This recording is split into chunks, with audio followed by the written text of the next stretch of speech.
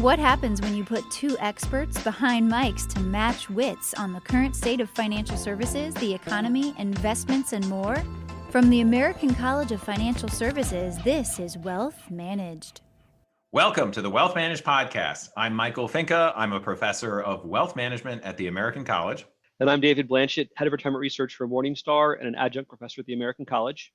David, I don't remember if you remember back when you took finance classes in college. There was like a chapter on options, and most financial advisors, they read the chapter, they answered the test questions, and then afterwards, they just never use options again. So why did you have to learn all that stuff? What is the value of options for a financial advisor? Why is that part of a wealth management curriculum? The idea of using options as part of a portfolio strategy has regained some popularity recently. There are financial products in different types of wrappers, whether it's an ETF wrapper or whether it's within some kind of an annuity wrapper. But there are products that incorporate strategies that involve the use of options.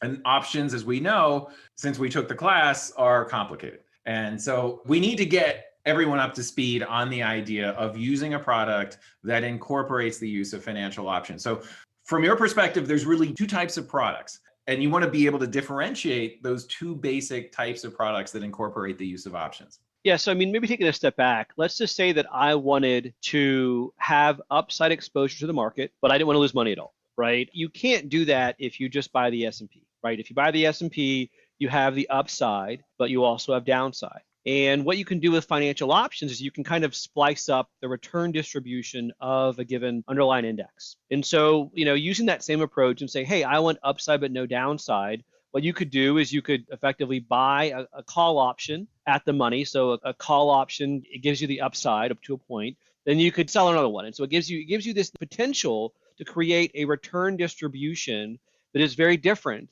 what you see in traditional financial products. And that idea of upside with no downside is often what you would call like a fixed index annuity. Well, to your point, there's this emerging growth in a category called, for example, RILAs, registered index linked annuities, or even ETFs that combine these different options approaches of floors and buffers, right? So a floor product is one that provides effectively a guarantee on the worst return that you could receive.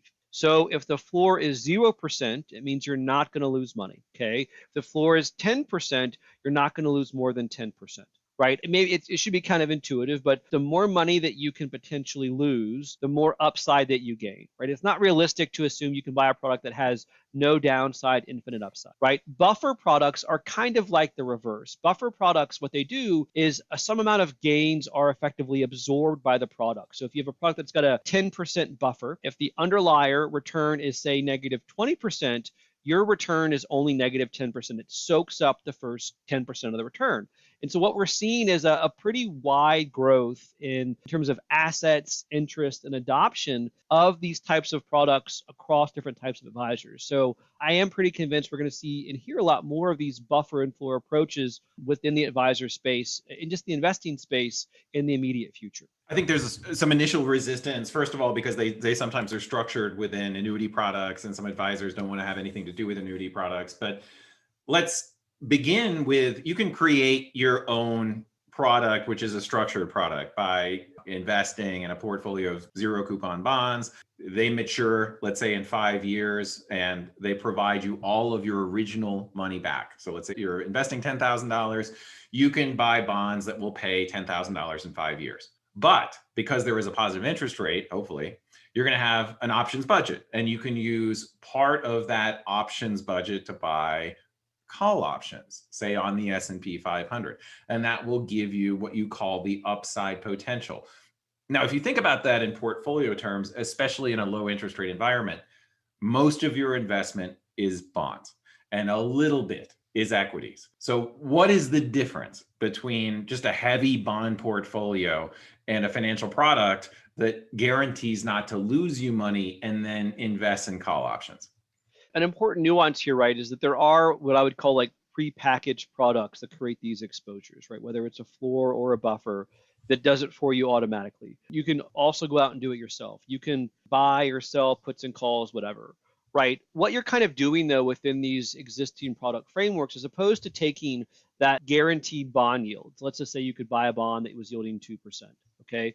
As opposed to earning that yield, you're going to use that yield effectively to go out and create upside potential or some kind of market access. And so as opposed to having that guaranteed rate of return, you're going to have probably more possible upside, but you're also not having that guaranteed rate of return. The return of that investment, that product, is all of a sudden dependent upon whatever the underlying investment is. So it's most common the S&P 500, but your performance is now based upon the market versus being guaranteed. It's important to reiterate that a product like a fixed indexed annuity is essentially part of the bond portion of your portfolio, because it's not going to give you a significant amount of upside, even if the equity market does well, especially in a low interest rate environment where your options budget is not that much. Right. So that's why we've seen a pivot away from fixed indexed annuities. And so again, fixed indexed annuities, no downside, some upside. If we go back 10 or 15 years, these actually had pretty attractive upside potential. You could get the first 15%, let's say, of the return of the stock market. And that was pretty good. Well, to your point, as interest rates have declined, the options budget and the eventual upside or the cap has declined significantly. And so in kind of response to this kind of increasingly challenged rate environment, we're seeing product providers creating new products. And this is the idea of the floors and the buffers. And why I like floors and buffers versus just say the traditional fixed index annuity or the FIA is that they give you a level of customization. If you can lose 10% or lose 20%, you want a 10% buffer, it gives you the options to do that. Now, a problem though is that, when you use a term like a RILA generically, it actually means lots of different strategies. And so all of a sudden where, like a fixed index annuity was a pretty plain vanilla concept, the idea of a RILA or these strategies, the risk can vary astronomically, even within the same kind of buffer or floor approach. And so I think that it's incumbent to learn about them, but I think that we'll see more confusion among consumers and advisors because it is such a kind of a wide open space in terms of the different designs we see across products. One way to imagine the difference between a buffer and a floor is that the floor is going to be more expensive. In other words, that will limit your potential upside because you're cutting off the potential downside. And if you think of a balance, if you're cutting off the one side, you're going to have to cut off the other one. What is the appeal of a floor? I think that the appeal of a floor is somewhat behavioral, where you can't lose more than a certain amount, right? So I think that, like where these fit best are investors that have this kind of preconceived notion of what they're willing to lose in the market. And so, for example, if you're not willing to invest in equities because you don't want to lose more than 10%, you cannot effectively guarantee that using any kind of balanced portfolio. You can say, hey, historically, if you owned a 30-70 portfolio, whatever, the worst 1 in 10, But if you have a floor, you've literally created a return distribution that ends at a certain point. You will not lose more than 10 or 20%. And so I think that's where these become attractive. And so I think that FIAs were very attractive because, hey, there is this idea where you cannot lose money, right? I guess technically you could lose money if the insured went in default or if you surrender the policy before the full term. But, if you kind of follow the conditions of the policy or the investment, whatever else it was, it allows you to kind of better curate the return distribution that you want as an investor. Thanks, David. Great point. We'll be back in a second. At the American College of Financial Services, we're proud of the accomplishments of our expert faculty and thought leaders and the recognition they receive both inside and outside our organization. This is George Nicholas, President and CEO, and I'd like to congratulate Michael Finke and David Blanchett, hosts of our Wealth Managed podcast, on being named to the 2021 Think Advisor IA25 list of professionals pushing the financial services industry forward. On behalf of all of us at the college, keep up the great work. Give your clients the retirement security they need with our Retirement Income Certified Professional designation. Visit theamericancollege.edu/RICP to learn more. Welcome back. Let's continue our conversation. I think what you're doing is you're using financial engineering to have more control over the potential distribution of outcomes in an investment portfolio. That's probably the best way to look at it. And you can either try to do it yourself or you can work with an institution. Now, some of the value of working with an institution is that The fees on these things, there's not a whole lot of layers. The fees on these things are relatively modest. And some RILAs, you've said the fees have been somewhere in the range of 40 basis points. And if you're trading options because it's an institution, you might actually be better off delegating that kind of thing to an institution than trying to do it yourself. But remember, it's just a way of changing the distribution of outcomes. Ultimately, that's what you're achieving. Right. And so I think that's when, someone would say, well, why would you do it? There has to be cost there. And so why would I just own a long only portfolio? Well, I don't disagree. If you're one of those Balkans we've talked about before, that you can be purely rational, then yeah, just own bonds and equities. But one thing that kind of actually is a little bit interesting is the historical returns associated with put options, especially put options that are kind of deep out of the money. All right, you got to explain what that is. What is a put option? I'm working on it. So a put option means, it's effectively protection if the market goes down. Okay, if I buy one, if the market goes down past a certain point, I'm covered. Okay, you can also sell them. So if I sell you a put option, I'm going to experience the negative possible returns. Okay. Individuals who have sold put options have historically had a positive rate of return. In other words, people like to get rid of their risk. Right. And so by selling put options, you actually create a higher possible rate of return. And I know you've done research on this. What I think is fascinating is that a buffer type of strategy sells put options that are historically very expensive. The flip side of that is that if you have a floor strategy, then you're buying these put options to protect against that potential loss. So you're paying perhaps a little too much for that downside protection. If you choose a buffer, then you're selling put options that can be more comparatively attractive. And essentially what that means is that the performance on some of these products can actually be kind of attractive. I think people think, well, because it's an insurance company who's creating them, there's going to be huge fees, you're going to lose out on the long run. But actually, here is a little bit of a market anomaly that might actually allow you to generate a higher Sharpe ratio type of portfolio. Now, to me, when I learned this, I was blown away. This was amazing to me. So explain that. Well, so, first important point is that the dynamics within options pricings are always changing. And so what I looked at was historical implied volatility options pricing levels, going back about 30 years. And there's lots of actually research on this. In fact, I didn't find this isn't new, but what's called the implied volatility, which is used to price options, isn't constant across strike prices, right? And long story short, options become increasingly expensive.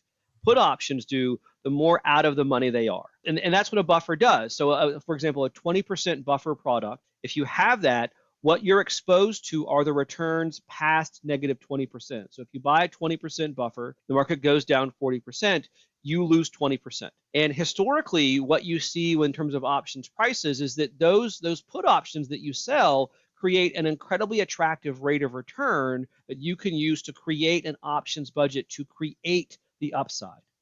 And so, and again, like the dynamics in terms of the cost of the options, the benefit varies over time, but there's very clear evidence that structures that focus on taking on some of that tail risk can create attractive return distributions. Now, here's the most important part about this.